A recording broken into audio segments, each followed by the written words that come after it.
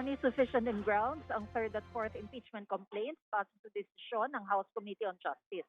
May inihaing magkahiwalay na mosyon sa komite para ideklarang sufficient in grounds ang third impeachment complaint laban kay Vice President Sara Duterte at ang fourth impeachment complaint at wala namang nag-object dito. Ibig sabihin, uusad na ang House Committee on Justice sa susunod na hakbang sa impeachment proceeding, ang pagsasagawa ng hearing proper. Inanunsyo ni House Committee on Justice Chair Jervy Luistro ang tinawag niyang predetermined na petsa ng hearing na isasagawa ng komite sa March 25, April 14, April 22 at April 29.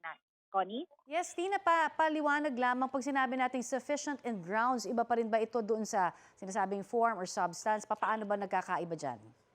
Magkaiba yan kasi yung sufficient in form, tapos na yon. Ito yung titingnan nila yung actual complaint na inihain. Di ba kung notarized ba, pinirmahan ba ng complainant, alam ba niya yung kanyang inaakusa, may basehan ba yung aligasyon niya, may inattach ba siyang mga dokumento. Tapos din sa sufficiency in substance, tapos na rin yon. Ang itong sufficiency in grounds, ang determination nito ay kung may basehan para magsagawa na sila ng hearing proper. Ang sinundan nitong step, Connie, kung matatandaan mo, ay yung paghahain na dapat ng answer nung pinapa-impeach na official at yung magiging reply ng complainant. Pero sabi nga, dahil may waiver, yung mga complainant, di ba, na nagsumite sila ng manifestation na hindi na kami sasagot. Kasi para wala tumuloy namang na. sinagot. Oo, kasi para tumuloy na. At saka walang say-say kasi, sabi ng complainant, wala namang sinagot si VP Sara Duterte doon sa mga alegasyon namin.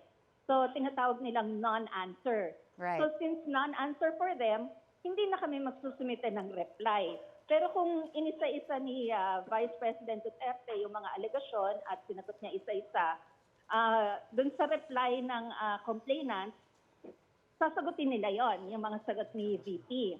Tapos pagkasagot nila, may 3 days pa dapat si VP, Sara Duterte, na magsumite ng rejoinder niya. Pero dahil nga, sabi ng complainant, hindi na kami magkakain ng reply kasi wala naman kaming re-replyan, sabi ng committee, wala nang pleadings na pwedeng isumite para dito. Alright. So hanggang doon na sa reply or manifestation of waiver noong mga complaints.